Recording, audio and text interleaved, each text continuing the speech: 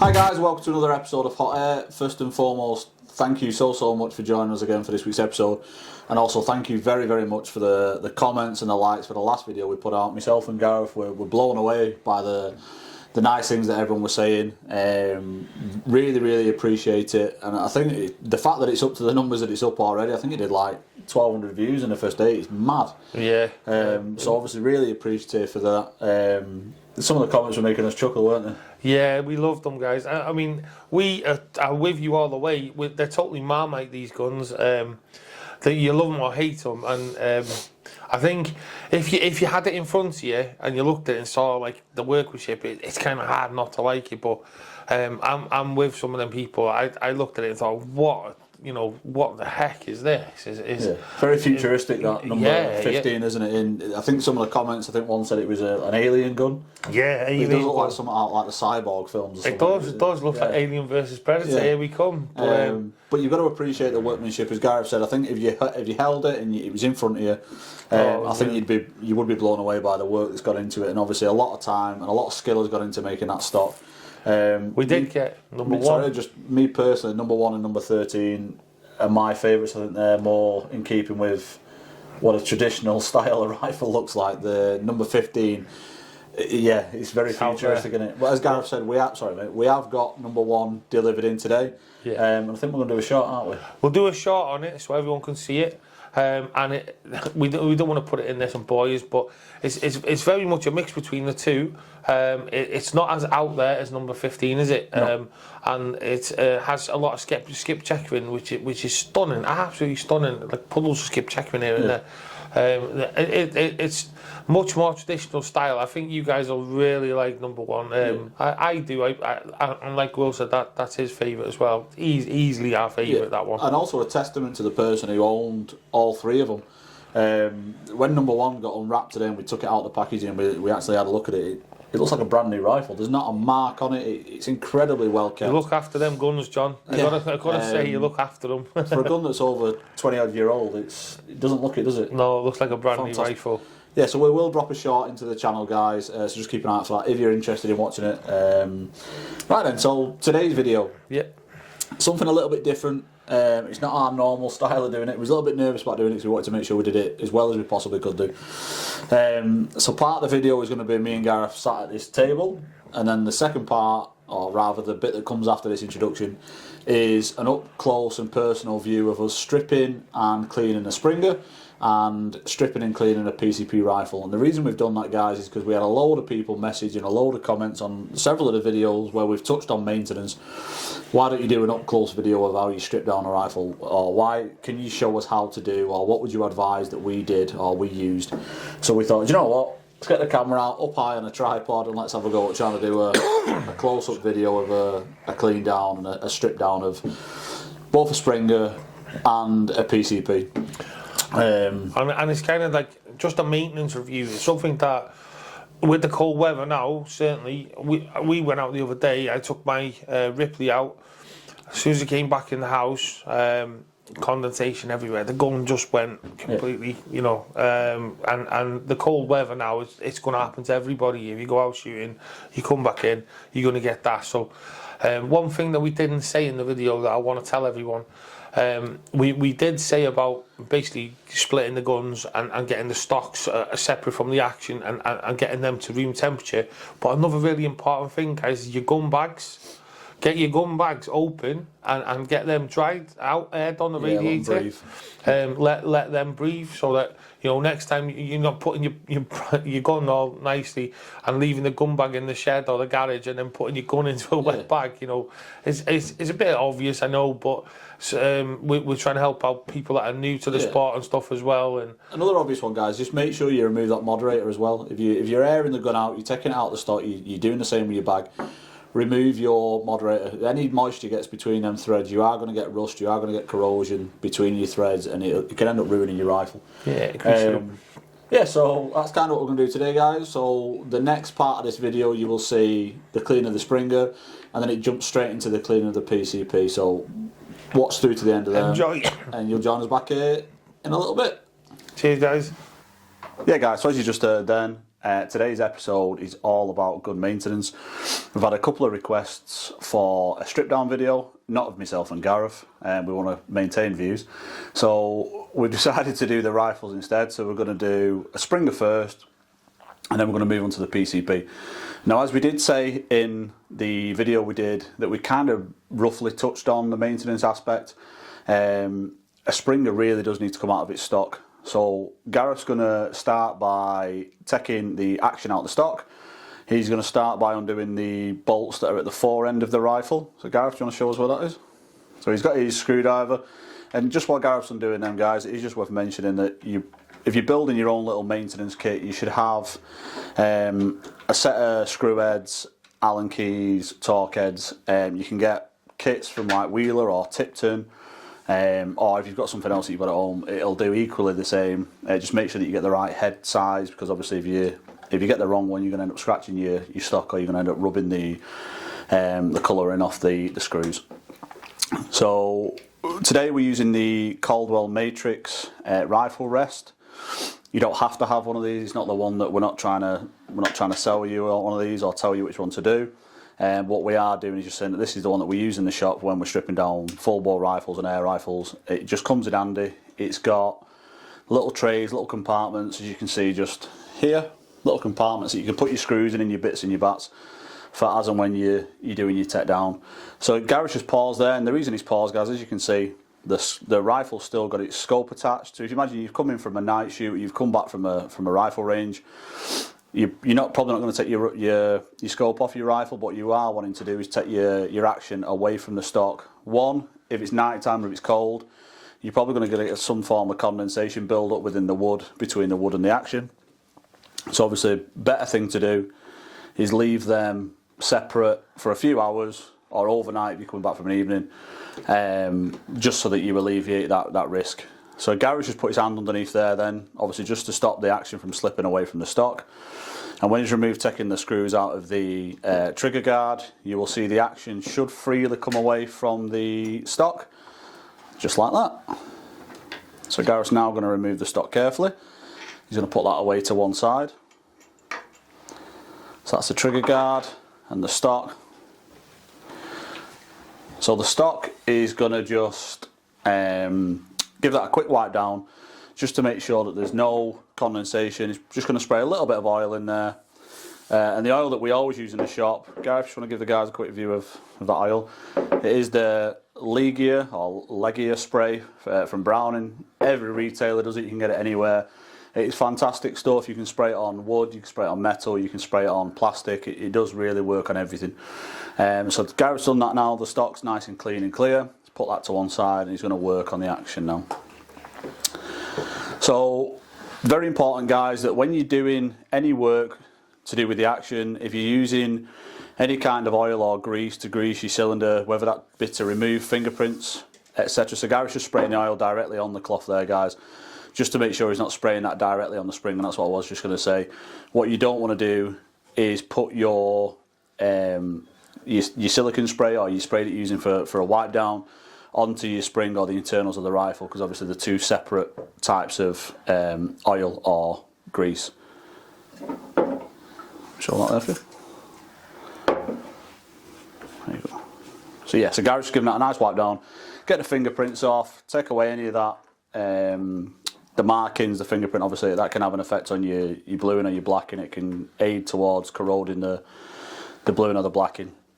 So he's giving that a nice wipe down. Now I think the next job would probably be to remove the mod when he's got that set up. Oh no, sorry, he's going to put the stock back on first. You can do it either way. I would probably put it in the stock with the mod taken off, just so I could clean the crown. But obviously that's fine if Gareth wants to do it this way. It's not going to make any difference. So exactly the same process you followed for taking the rifle apart. So you start with your trigger guard. Make sure, guys, that you get that the right way around. So you'll have a longer screw and a shorter screw. Typically your longer screw is at the front, and that's the one that Gareth's just tightening up now. And then your shorter one obviously will go in the back.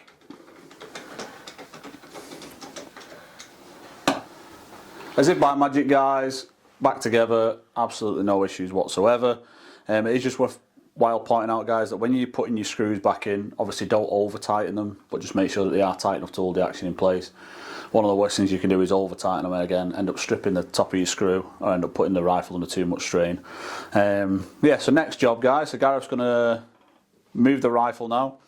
He's going to go through a process of taking the mod off, checking the crown of the barrel, and then he's going to cock the rifle, or break the barrel, sorry, and he's going to proceed to show us the technique he uses for pulling his pull-through kit through the rifle. Right, guys, so Gareth's just going to remove the mod now. There's a little bit of maintenance to do with the moderator and the thread at the end of the clean down, but for now, he's taking the mod off. He's going to break the barrel, and then he's going to show us, break the barrel, not the table, I said, Gareth. He's going to show us, you just want to hold that bore snake up for us, mate? So this is one of the pull-through kits we were talking about, guys. It's one of the Napier ones. It's a really good kit, and it's the only one that I really use, to be honest. It's the one I use in the shop, and it's the one I use personally. So he's going to put a little patch through the little nylon loop that's on the end of the pull-through. He's probably not going to pick that up on the camera, but you can see it just there. He's going to slide that down gently down the barrel, so it comes out the other end. He'll attach his patch, and then he'll slowly draw it back through. Now, one of the mistakes that a lot of people make is they'll try and pull the patch back through really fast, because for whatever reason they think they're going to get a better result. You won't. You'll end up snapping the nylon thread. You'll end up getting it stuck in your barrel, and ultimately you'll have to get that out, take it to a gunsmith, or if you've got confidence in doing that yourself, you'll end up having to spend extra time doing that. So Gareth's just going to spray a little bit of the Napier gun cleaner on the patch, just to help remove any of the debris or the build-up of grime that's inside the barrel. So that just slots through the little nylon loop at the end of the rifle. If you use this is a 177 rifle, guys, but if it was a 2.2, you could probably get away with putting two patches side by side. So you obviously fill in that extra gap. But for this one, it is a 177. You can see there, guys, nice and slowly removing that.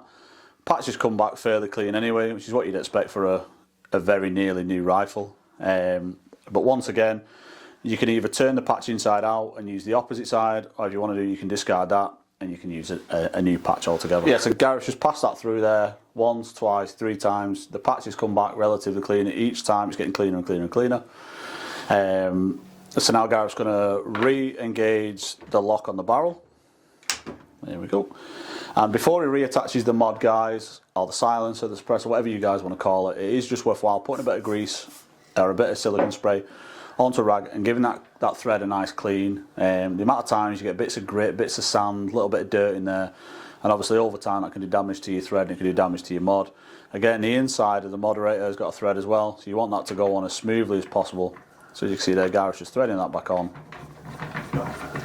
And then the final little job, guys, is just to spray a little bit of your leggy spray, your silicone spray, whatever it is that you use for cleaning down your rifle, just to give the whole thing a clean down, just gets any fingerprints off, any grease, any grime that may have built up during your clean down, and then that rifle can go back into its sleeve or into its silicone sock, and you can store it away in your cabinet or your lockbox or however you store it.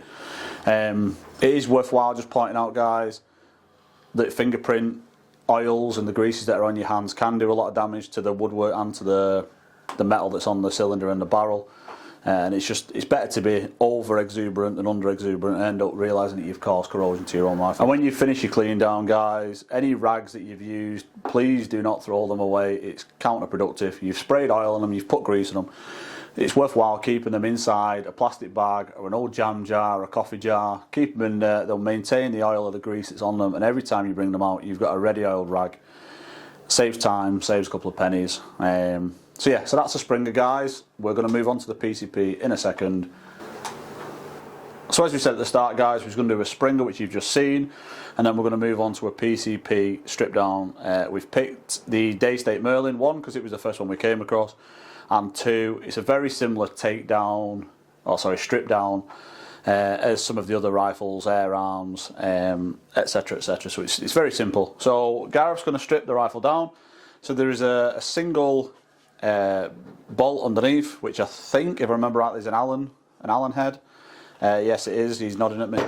So he's turning the rifle upside down, so we can get nice clear access to the bolt that's holding the action to the stock. So you can see there, guys, Gareth's got like a hard bristle paintbrush. It's not too hard, almost like a medium coarseness to the hair. Just sprayed a little bit of oil on it, just so we can get into them crevices that are a little bit difficult to get to with a rag. So like the little cutouts in the block, the section between the barrel and the cylinder where you got like that little tight gap if it's a floating barrel, or if there's a gap between your barrel and your cylinder as there is normally. Just giving that a nice wipe down, the bolt, back of the trigger guard, the nut housing, and then as you saw underneath, I don't know if your camera picked it up on this, guys, I think it will have done, the trigger guard on this has got a load of dirt and mud that's bedded into the textured grooves of the trigger guard. So Gareth's going to quickly flip it over, and another little tip or trick is either use a toothbrush or a paintbrush and get that in. You're not going to do any damage to the paintwork or the blacking or the bluing or whatever you know it as, and it is going to get any debris, any dirt, any mud out of those little grooves.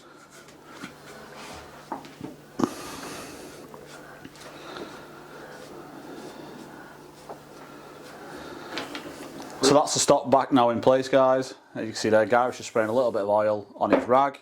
It's going to give the inlet in a little bit of a dab down, just to remove any of that potential condensation that you will get, whether you're shooting in the summer or the winter, or you've been out of a night time. It's always advisable to take the action away from the stock, just so that you remove that risk of anything happening. So that's the action now seated nicely back into the stock. So Gareth's going to rotate it, and then he's going to put the bolt back underneath and tighten it up, just so the stock and the action are back together again. Again, guys, as I said when I was talking about the Springer, make sure that you don't over tighten your bolts or your screws. Like I say, you can end up taking the head off the screws, and you can do damage to the action itself by over tightening it. So it's just advisable just to pinch them up just enough. That's the action seated nicely back in the stock, and as you can see, really nice and shiny now. All the grease, all the grime has gone off it. It's going to give it a final wipe down. Second to last job now, guys, is just doing the same as we did with the Springer. Just doing a pull through, slightly different with a PCP rifle. Typically you'll have a bolt or a side lever, so that's the bolt back. That'll just release the magazine from the slot, or if you've got a single shot tray, obviously you don't have to worry about a magazine.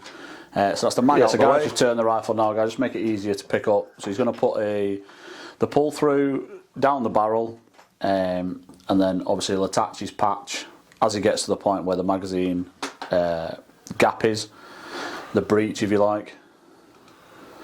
A little bit more fiddly with the PCP just because you haven't got as much area to work with when you get down to where your magazine port is. Obviously when you've got a break barrel, it's nice open space. So that's the pull through being pushed through. Yeah, so that's the pull through, push down the barrel towards the magazine, the breech. So you can see there the loop on the end of the pull through. Gareth's now going to attach a patch. So again, he's just applying a little bit of the pull through oil. Again, you can use things like bore cleaner or rifle grease, anything really that's designed for cleaning. And then just gently pulling that back through the rifle, just to ensure that you're not going to snap that nylon and that the patch isn't going to get stuck part way down the barrel. It is a small hole. With a 177 using a 4.5mm hole, and obviously with a 2.2 it's 5.5mm. So it is just worth remembering that you are trying to pull a relatively small patch through a relatively small hole, and if you try and pull it too fast or too rough, you are going to snap it off, and then you're going to have to try and get the patch out of the barrel. So that's the pull through done. So again, you can repeat that process once, twice, 3 times, depending on how your patches come back. So obviously if they come back and there's loads of dirt and grime on them, it means it needs another pass through. So I would always change the patch, pull it back through, and you will notice that there's less and less build up of grime coming back on the patch, and then you know that it's clean. So now we're going to come on to the maintenance of the wood, guys. So as you saw before, Gareth's give it a wipe down with the oil, the grease, whatever you want to call it, just to remove any of that grime, any of the grease that's come off hands, etc. And now, because this is a walnut stock, we're going to put a little bit of stock finish on it. So there's loads and loads and loads of different types of oil out there. Today we're just using an Abbey stock finish. You can use things like the Parker Hale one, you can use True Oil, there's loads and loads and loads of varieties out there. There's a couple of ways you can do it. One of the favourite ways is just putting it on your hand and just rubbing the oil off your hand into the stock.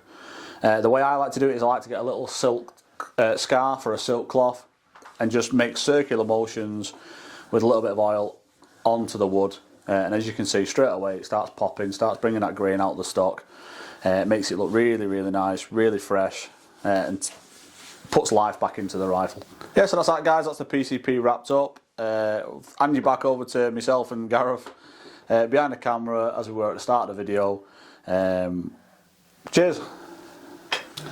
Welcome back, guys. We hope you found that useful. For those of you that have been shooting for a long time and have owned a fair few rifles, not trying to teach you to suck eggs, it's just the way we do our strip downs of rifles, whether that be cleaning when we've come back in ourselves, whether it's a new rifle into the shop or, sorry, a part exchange rifle into the shop. It's something that we do by way of cleaning them down. A lot of the stuff and the way we've tried doing it is to show the newbies, so the beginners into the sport, how to safely strip a gun down, maintain it, and keep it so it's working for a long, long time to come. So I hope you enjoyed that. I hope it was useful.